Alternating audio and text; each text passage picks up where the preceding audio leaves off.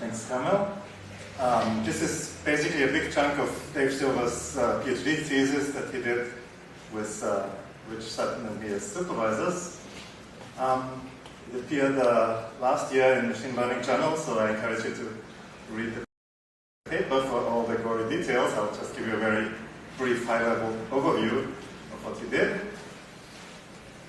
Let's figure out how this thing works. Okay. So we're going to be talking about planning and learning in the framework of reinforcement learning. And the main aim of this work is to find a way to generalize between similar states, in this case in the game of Go. So, and the way that generalization is handled is by training an evaluation function. And we'll talk about two different ways of training. One is offline, which is the learning phase, and the other one is online. So when you're given a concrete game position, then things may be slightly different from the normal average case. And so this work tries to specialize an evaluation function for each position, for each new state that it encounters.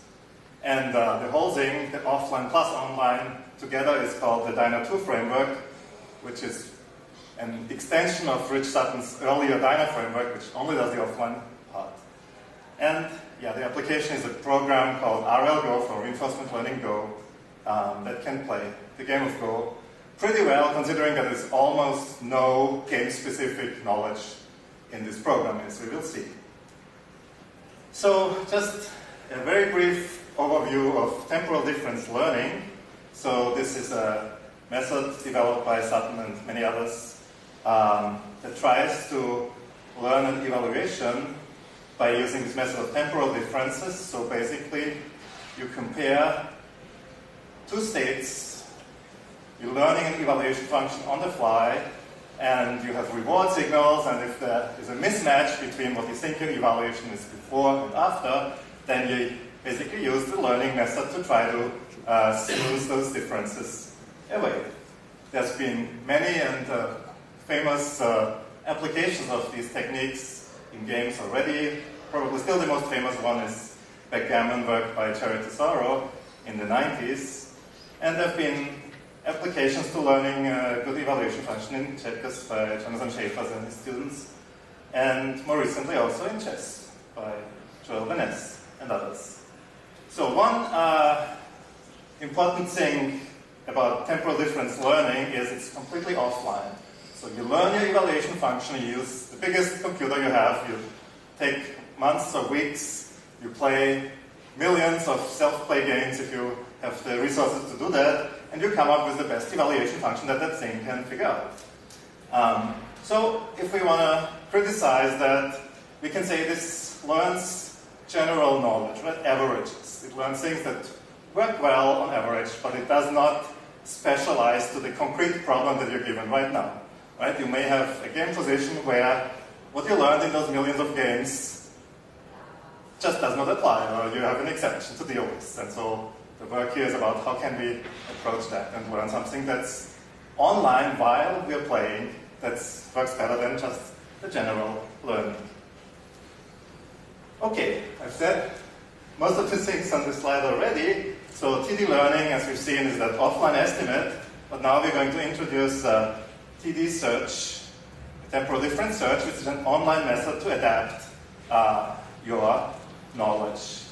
In this case, your learned evaluation function. And the Dyna2 frameworks combines these two components, the offline TD learning and the online TD search. All right.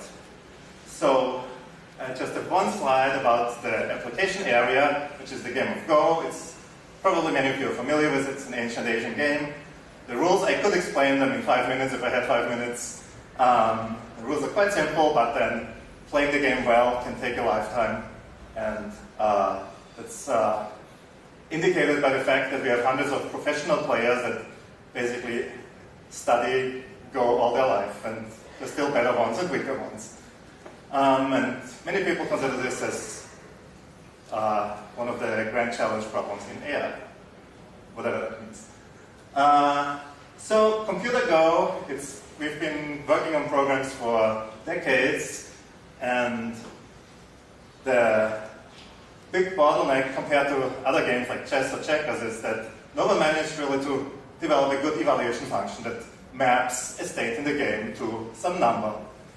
And recently, we've had enormous progress in computer Go because of these techniques based on random simulations on Monte Carlo tree search, which don't need an evaluation function, because as the evaluation, they kind of use the result of these random simulations. So you don't evaluate the current state, but you run a simulation and you see if you win or lose at the end of the simulation. And that's much easier to figure out than if you're currently winning or losing in some complicated intermediate game position.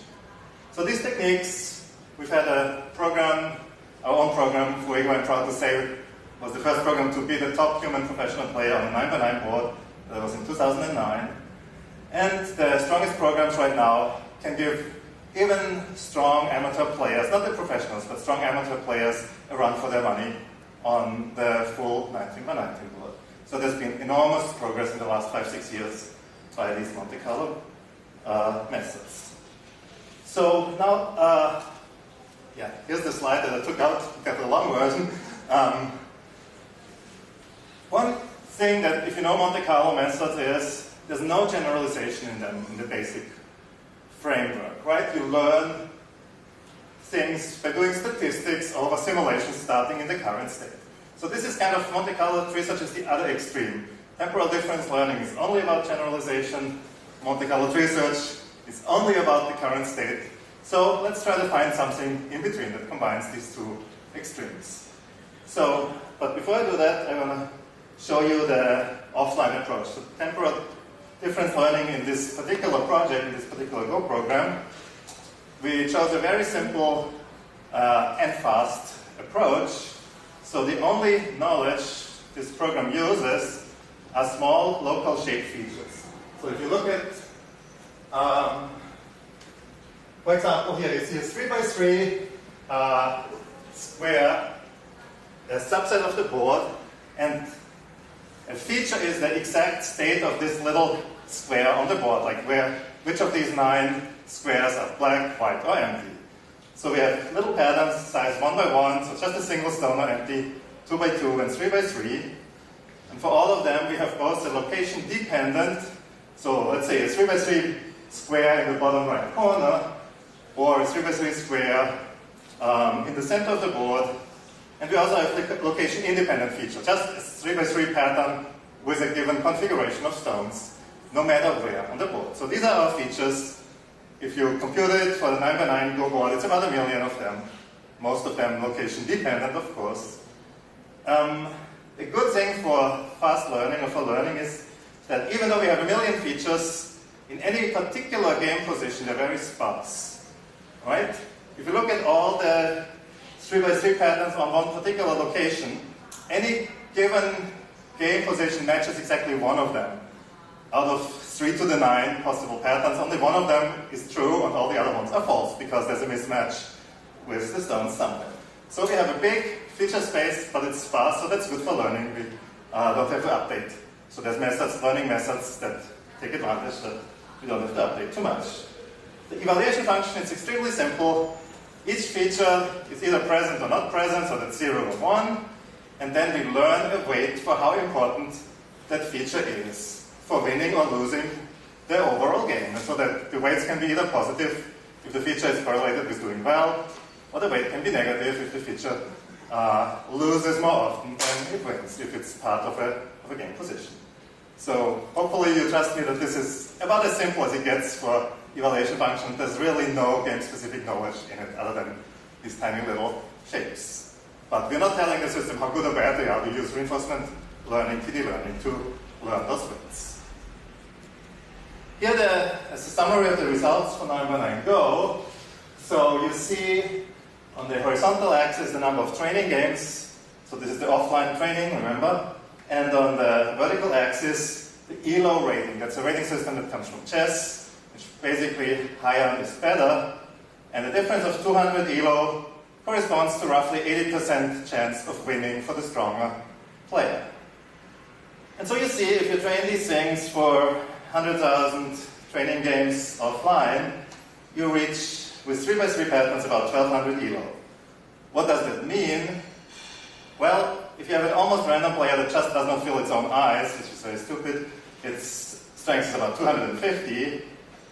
A standard classical knowledge-based Go program, GNU-Go, is about 1800 on its strongest level.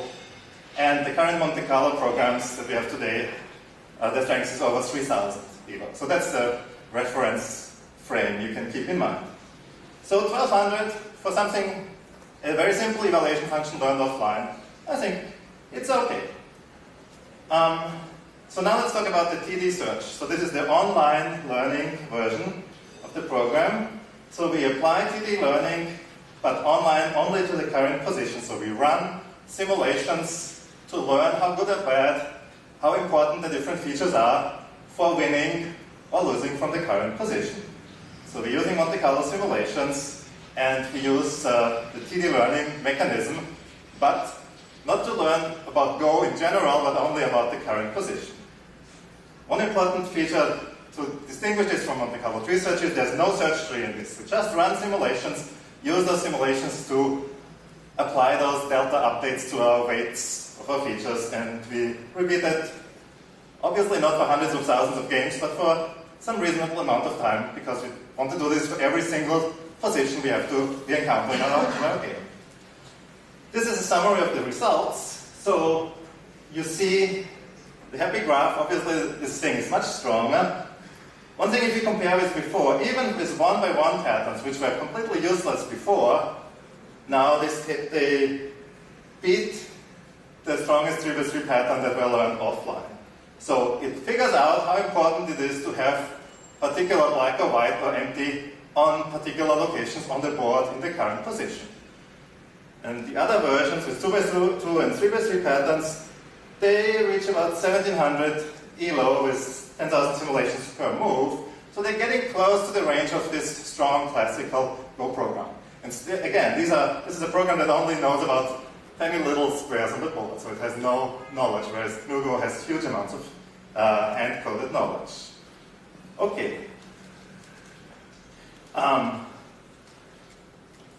So I'll give you an example of the things that are happening. Usually, it learns that having a stone in the middle is better than having a stone on the edge.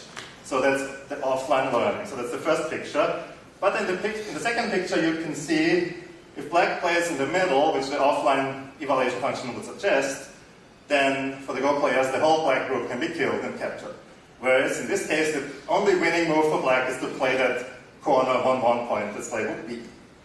And similarly, the program will pick up that usually it's nice to have this 3x3 shape on the third picture, because black has what we call two eyes, so the black stones are safe.